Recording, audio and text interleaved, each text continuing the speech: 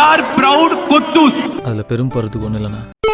Hi friends, இன்னைக்கு நம்ம வீடியோவில் என்ன பார்க்க போறோம்னா, இப்போ ரீசெண்டாக இன்ஸ்டாலேயோ இல்லை சோஷியல் மீடியாஸ்லேயோ பொலிட்டிக்கலாக ஃபேமஸாக போயிட்டு இருக்க சில விஷயங்கள் பற்றி தான் நம்ம பார்க்க போகிறோம். என்ன போயிட்டு இருக்குன்னு உங்களுக்கே தெரியும். நீங்கள் என்னடா புதுசாக சொல்ல வந்துட்டீங்க அப்படின்றா எங்களோட பாயிண்ட் ஆஃப் வியூவில் என்ன இருக்கு, என்ன நான் எப்படி அதை புரிஞ்சுக்கிட்டேன், இந்த மாதிரி ஒரு பிஓவி இருக்குன்ட்டு தான் நான் சொல்றேன். ஓகேவா? இப்போ ரீசெண்டாக ஒரு ஜென்சி மீட்டப் மாதிரி ஒன்று வச்சு அவங்க பண்ணியிருக்காங்கல்ல, ட்ரோல் மாதிரி ஒரு மாதிரி டிஃபரெண்டான ஒரு அட்டம். அவர் என்னப்பா ரீல்ஸ்லாம் போட்டு ஜெயிக்க வச்சுட்டீங்க அவரு அப்படின்னு சொல்லிட்டு, எப்படி நம்ம அண்ணாவோட ஹேர் ஸ்டைல் ஃபாலோ பண்றோமோ, அண்ணாவோட ட்ரெஸ் போட்டு அந்த மாதிரி ஃபாலோ பண்றத அவரோட ஐடியாலஜியுமே இவங்க ஃபாலோ பண்றாங்க போல. இப்போ அவங்களுமே இந்த மாதிரி அவரை மாதிரி நம்ம அந்த ஜென்சியெல்லாம் நம்ம பிடிக்கணும். அதுக்கப்புறம் நிறைய என்னோட நாலேஜுக்கு இதுக்கு வந்ததுக்கே ஃபர்ஸ்ட் ரீல்ஸ்ல பாக்குறது மீமு, என்னது வி ஆர் ப்ரவுட் கொத்தூஸ் அப்படின்னு நான் பார்க்கும்போது இதெல்லாம் நான் I have seen this somewhere அப்படின்ற மாதிரி இருக்கு. ஆமா தானே? டிஎம்கேக்கு சப்போர்ட் பண்றவங்களா ரொம்ப இன்டெலெக்சுவல், இவங்களுக்குலாம் தற்குறின்ற ஒரு மைண்ட் செட் அப்ப இருந்ததுன்னு நீங்க சொல்றீங்கல்ல. அந்த காலத்துல தான்டா சாதி எல்லாம் இருந்துச்சு, இப்ப இல்லடா அப்படின்னு சொல்றாங்கல்ல. அந்த மாதிரி இல்லாம இப்பவுமே அவனுங்க அப்படிதான் திங்க் பண்றானுங்க. நான் இவங்க ரொம்ப நல்லவங்க, அவங்க ரொம்ப நல்லவங்கன்னு சொல்ற அளவுக்கு நானும் ரொம்ப நல்லவங்க கிடையாது. நான் என்ன சொல்ல வரேன்னா, இப்பவும் அந்த ஒரு மைண்ட் தாட்ல தான் எல்லாருமே இருக்காங்க. இவங்கெல்லாம் நாங்க பெரிய இன்டெலெக்ட் சொல்றோம், நாங்க பெரிய இதுடா அதுடா அப்படின்னா, இவங்க என்னடா நீங்க வேற ரூலிங் பார்ட்டி தான்டா அந்த மாதிரி ஒரு தாட் இருக்கு போல எல்லாருக்குள்ளயுமே. அப்படி யோசிக்கிறேன். அண்ணாவும் கரெக்டா இந்த டைம் என்ன பண்ணிருக்காங்க, இந்த திருச்சி ஈஸ்ட்ல போயிட்டு அவர் பேசியிருக்காரு. இப்ப அவர் பேசுறதுல எதுல வரும்? யூடியூபோ இல்ல இன்ஸ்டா நியூஸ் சேனல் அப்கோர்ஸ் வரும், யூடியூப்லயும் ரீல்ஸ்லயும் வரும். அதுல இருந்து அவர் ஃபேமஸ் ஆகுறாருன்னு சொல்லியிருந்தாங்க. இவங்களும் அதை தானே பண்றாங்க. ஆக்சுவலா ஒரு கட்டத்துக்கு மேல நான் இப்ப என்ன பாக்குறேன்னா, அண்ணாக்கு எவ்வளவு ரீல்ஸ் வருதோ அதை விட ஒரு 2 to 3 மடங்கு மேலதான் இந்த பாட்டு பாட வேணான்னு பாக்குறேன். பாட்டு பாடிடுவேன், நல்லா இருக்காது என் வாய்ஸ்க்கு. சரியா? அந்த பாட்டுலாம் போட்டு ரீல்ஸ் இவங்களுக்குமே வருதோ. ஸோ இவங்க இப்போ என்ன சொல்றது, ஒரு வின்னிங் மொமெண்டம் எப்படி பிடிக்கணும்னு இவங்க அண்ணா பார்த்துட்டு இல்ல ரியாலிட்டியை பார்த்துட்டு இவங்க பண்ணிட்டு இருக்காங்களோ அப்படின்னு சொல்லி எனக்கும் ஒரு தாட் வருது. உங்களுக்கும் வரும் அந்த தாட்டு. உனக்கு வருதாடா? இது லிப்சிங் இல்லாம அதான் நான் பாட வேணான்னு பார்த்தேன். சோ அந்த மாதிரி ரீல்ஸ் நமக்கு ஷேர் சாட்டுக்குள்ள போன மாதிரியே இருக்கு இப்போ இன்ஸ்டாகிராம்ல. ஆமா கரெக்ட். எல்லாம் அந்த வயசான அங்கிளுங்க எல்லாம் டப் ஸ்மாஷ் பண்ணிக்கிட்டு இருப்பாங்களே. தேவானா எங்க சீன்ல இறங்கி அடிப்போம், அந்த அடியெல்லாம் பண்ணுவோம். இப்படி இந்த ஒரு டைலாக் இருக்குல்ல, அரசியல்ல நீங்க தலையிடுங்க, இல்ல அரசியல் உங்க வாழ்க்கையில தலையிடுறாரு, ரொம்ப அரசியல்ல தலையிடுறானுங்களோ அப்படின்னு தோணுது இப்போ.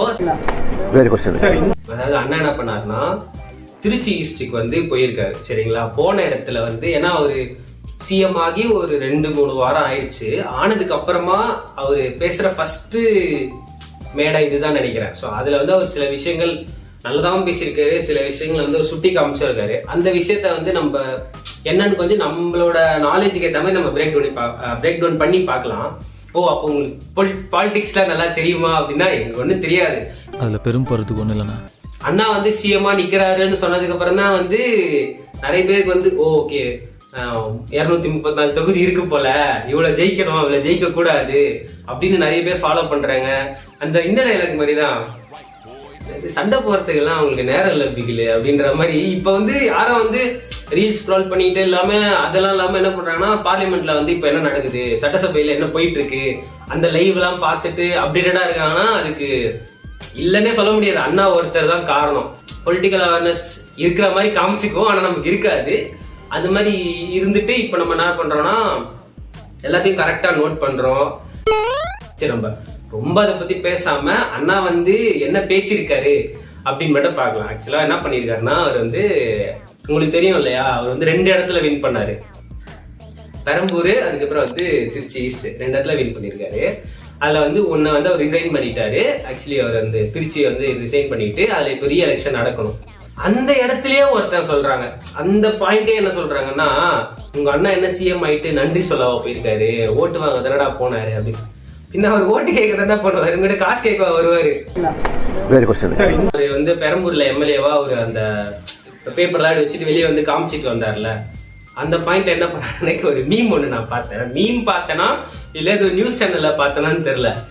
அவங்க என்ன போட்டிருந்தாங்கன்னா, இவர் வந்து திருச்சி ஈஸ்ட் ரிசைன் பண்ணிடுவாரு, அங்கே வந்து த்ரிஷாவை தான் நிற்க வைப்பாரு அப்படிலாம் வந்து நான் மீம்லேயும் பார்த்தேன், ஏதோ ஒரு நியூஸ் சேனல்லையும் பார்த்தேன். அதுக்கப்புறம் என் ஃப்ரெண்ட்ஸ் சொல்கிறதையும் நான் கேட்டிருக்கேன்.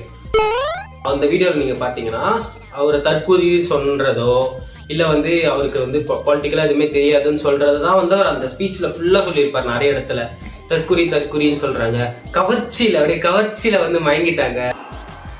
இந்த கவர்ச்சியில மயங்கி மக்கள் நமக்கு ஓட்டு போட்டுட்டாங்களா? நான் என்ன சரி விடுங்க, நான் என்ன அப்படின்னு இன்ஃபேக்ட் அவர் அடுத்து என்ன சொல்ல வந்திருப்பாருன்னு எல்லாரும் கெஸ் பண்ணியிருப்போம். இருந்தாலும் சொல்றேன், அவர் வந்து அதை தான் வந்து மீன் பண்றாரு. எனக்கு வந்து நீங்க எதுவும் தெரியாது, எனக்கு எதுவும் தெரியாதுன்னு நினைக்கிறியா, எனக்கு எல்லாம் தெரியும் அப்படின்னு அந்த மாதிரி தான் அவர் சொல்ல வராரு. நீங்க தற்குறின்னு நீ சொல்ற பாருங்க, ஆனா நீங்க என்ன தற்குறின்னு சொன்னீங்க, ஆனா வந்து இந்த மக்கள்லாம் வந்து யார் தற்குறின்னு பண்ணியிருக்காங்கன்னு பாருங்க. அந்த மாதிரி தான் வந்து அவர் அந்த ஸ்பீச்ல சொல்லியிருப்பாரு. அண்ணாவோட ஸ்பீச்ல பாத்தீங்கன்னா அவர் ஒரு லொகேஷனுக்கு போறாருன்னு வச்சுக்கோ, அந்த லொகேஷனுக்கு போயிட்டு அவங்கள வந்து கொஞ்சம் கட்டுங்களா, நல்லா இருக்கீங்களாடா செலிபிரிட்டி அந்த மாதிரி வந்து மிஸ்கின் மாதிரி பேசலனாலும் கொஞ்சம் அவங்கள வந்து சாஃப்டன் பண்ணி நல்லா பேசிடுவாரு. அந்த திருச்சி ஈஸ்ட் அப்படிதான் சொன்னார். இப்போ என்ன சொல்லியிருக்காருன்னா, அந்த மாதிரி என்னோட இதயத்துக்கு திருச்சி கிழக்கு தொகுதி மக்களும் ரொம்ப ரொம்ப ரொம்ப க்ளோஸ் தான் சொல்லிட்டு, எனக்கு நான் என்னதான் பெரம்பூருக்கு நான் இப்போ எம்எல்ஏவா இருந்தாலும், கான்ஸ்டிடியூஷனலா நாங்க எம்எல்ஏவா இருந்தாலும், எனக்கு ரொம்ப பிடிச்ச ஒரு ஊர் வந்து திருச்சி ஈஸ்ட். இப்படிதான் ஓட்டு வாங்கணும், இப்படிதான் ஓட்டை கலெக்ட் பண்ணணும். ஓகேங்களா? அங்க போயிட்டு ஓட்டு போட்டுறேன், அந்த ஓட்டு வராதுல்ல அந்த மாதிரி ஓட்டு. இப்படிதான் போயிட்டு அவங்க கிட்ட வந்து ஓட்டு கலெக்ட் பண்றாரு. அவர் வந்து ஒரு மாசம் தான் ஆச்சு இல்லையா? ஒரு மாசம் ஆயிட்டு 5 வருஷமா பண்ண வேண்டிய விஷயங்கள் நம்ம அவர் கேட்கறோம். ஆனா வந்து அவர் அந்த ஒரு மாசத்துல செஞ்ச விஷயத்தையே அவர் சொல்லி காமிச்சாருன்னா, ஏய் நீ பண்ணிட்டு சொல்லி காட்டுறியா, அப்படி இல்ல சொல்றாரு, நான் இதெல்லாம் பண்ண பாரு ஒரு மாசத்துல அப்படின்னு சொல்லிட்டு. நான் வந்து ஒரு 713 டாஸ்க் மார்க்ஸ் நான் க்ளோஸ் பண்ணியிருக்கேன் அப்படின்னா, அதுக்கப்புறம் வந்து நான் சிங்கப்பெண் அப்படின்னு சொல்லி ஒரு டாஸ்க் ஃபோர்ஸ் இது பண்ணியிருக்கேன் பாருங்க அப்படின்னு சொல்லிட்டு. ஆக்சுவலா அதுக்கப்புறம் அணை கட்டுறதை பத்திலாம் இருக்கு, அவர் அதுல அங்க பேசல, பட் அந்த விஷயங்களும் இருக்கு. அதுக்கப்புறம் வந்து அந்த 100 யூனிட்ஸ் அவர் அந்த எலக்ட்ரிசிட்டியை வந்து எப்படி ஃப்ரீ பண்ணி 200 அதுலயே கரெக்டா மென்ஷன் பண்ணாரு. 100 வந்து நானும் இவங்களும் கொடுக்கல, அது வந்து மேடம் ஜெயலலிதா மேடம் வந்து கொடுத்துட்டு போனது அப்படின்ற வரைக்கும். அதுல ஆல்ரெடி இருந்த 100 யூனிட் திமுக கொடுத்தது கிடையாது, மேடம் ஜெயலலிதா மேடம் இருந்தப்போ செஞ்சுட்டு போனது. முக்கியமா பாத்தீங்கன்னா நடுவுல வந்து அவரு டக்குன்னு தனுஷ் அண்ணா மாதிரி பேசியிருப்பாரு, நாங்கெல்லாம் கோட் சுட்டு போடக்கூடாது அப்படின்னு. அந்த மாதிரி வாய் மட்டும் கோடையா வச்சிருந்தாருன்னா கரெக்டா இருந்திருக்கும். அதெல்லாம் சொல்றது, அதை பத்தி எக்ஸ்பிளைன் பண்ணியிருப்பாங்க. நிறைய இடத்துல நான் யோசிக்கும் போது அண்ணா இன்னும் சீரியஸா எடுத்துக்க மாட்டானுங்களோ அப்படின்னு சொல்லி நம்ம தோணுது இல்ல. ஏன்னா அவர் நடுவில் என்ன பண்றாருன்னா, பேப்பரை ஒரு கட்டத்துல பேப்பர் பார்த்து எல்லாருமே வந்து பேப்பர் பார்த்து தான் படிச்சுட்டு இருக்காங்க, அவரும் பேப்பர் பார்த்து படிக்கிறாரு. ஒரு கட்டத்துக்கு மேல பேப்பர் கையில எடுத்து படிக்க ஆரம்பிச்சிட்டாரு.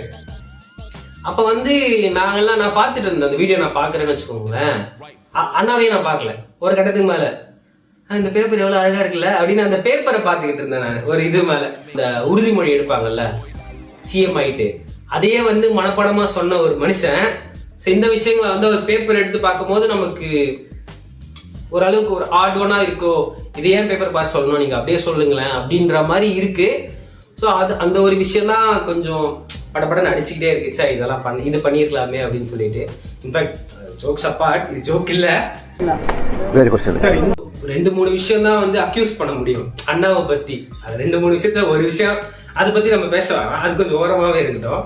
அப்புறம் வந்து ஒரு ஒரு ஒரு முக்கியமான விஷயம் என்னன்னா, இது வந்து எல்லாருக்குமே இது எனக்கு தெரியும். என்னன்னா முக்கியமா வந்து ஆடு வந்து ஆடு மாதிரி, அது ஒரு மாதிரி என்ன சொல்றதுன்னா, யூடியூப் கடுப்பா தான் இருக்கு இப்பெல்லாம் பாக்குறதுக்கு. இவனுங்க ஆடு போட்டு சாவடிக்கிறானுங்க அப்படின்னாலுமே இவங்க என்ன பண்ணிடுறாங்க, ஒரு இடத்துக்கு மேல இந்த கேம்பெயினுமே வந்து ஒரு ஆடாவே போட ஆரம்பிச்சிட்டாங்க. அதுவும் சில டைம்லாம் வந்து அது ஒரு நான் ஸ்கிப்பபிள் ஆடா வரும். ஏன்னா வந்து என்னது மனசுக்குள்ளேயே ரொம்ப கஷ்டப்படுறா சாரிங்கிற மாதிரி அதை நான் வந்து ஸ்கிப்பும் பண்ண முடியாம, ஸ்கிப் பண்ணக்கூடாது, நம்ம அதை பார்க்கணும் அது என்ன போடுறாங்க அப்படின்னு சொல்லி. இருந்தாலும் ரொம்ப அதை போட்டுக்கிட்டே இருந்ததுனால வந்து ஒரு மீம் ஒன்று பார்த்தேன். ஆட் போட்டு தான் உங்களுக்கு ஓட்டு வராம பண்ணிடுச்சு அப்படின்னு சொல்லிட்டு நான் ஒரு ரிவ்யூ ஒன்று பார்த்துருக்கேன். ஜோ மீம்ல பார்த்தேன்னு மனசுல இருக்கிறதெல்லாம் சொல்லிட்டு இருக்கேடா அப்படின்னு. இல்ல மீம்ல தான் ஒன்று நான் பார்த்தேன், நானா சொல்ல. ஸோ வந்து அந்த மாதிரி நான் பார்த்து எல்லாருக்குமே அதுவே வந்து இரிட்டேட்டிங்கா இருக்கு. இதுக்கப்புறம் நீங்க இது மாதிரி தான் ஆட் போடுவீங்களா அப்படின்னு சொல்லிட்டு தான். ஸோ அது நம்ம யோசிக்கிறாங்க அந்த மாதிரி. அதுக்கப்புறம் வந்து இன்னொரு விஷயம் என்னதுன்னா, ஏதோ ஒரு இடத்துல வந்து சொல்லியிருப்பாங்க, நாங்க ஒண்ணு சின்ன பசங்க எல்லாம் கூப்பிட்டு வந்து ரீல்ஸ் போடலையா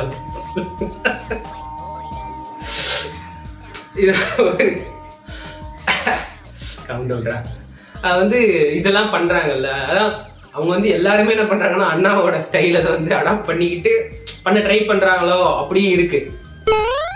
கொஞ்சம் ஃபன்னாவும் இருக்கு, சம்டைம்ஸ் அது திங்க் பண்ற மாதிரியும் இருக்கு. இந்த விஷயங்கள்லாம் இவ்வளவு பேசுற அளவுக்கு உங்களுக்கு தெரியுமாடானா, தெரிஞ்சதான் பேசுறோம், தெரிஞ்ச விஷயங்களை தான் சொல்றோம். இது கரெக்டா இருக்கு, இது தப்பா தெரியுதுன்றது கிடையாது. இன்டர்நெட்ல இன்ஸ்டாகிராம் பாக்குற விஷயத்த அது ஒரு ஃபன்னா ஒரு வீடியோ மாதிரி போடுறேன். இது கரெக்டாவும் இது தப்பா இருக்கு அப்படின்னு நான் சொல்லல. இருக்கு இந்த மாதிரி இருக்கு, இப்படி இருக்கு பாரு, நமக்கும் பாக்குறோம் பாரு, இதெல்லாம் அதுதான் சொல்றோம். ஓகேவா? ஸோ இந்த மாதிரி வீடியோஸ் பண்ணணும்னு இன்ட்ரெஸ்ட் இருக்கு. பட் நீங்க கொஞ்சம் சப்போர்ட் கொடுத்தீங்கன்னா இந்த மாதிரி நிறைய வீடியோஸ் பார்ப்போம். ஏன்னா இதுக்கப்புறம் எனக்கு தெரிஞ்சு இதுதான் ட்ரெண்டா இருக்க போகுது. இந்த மாதிரி நிறைய விஷயங்கள் வரதான் போகுது.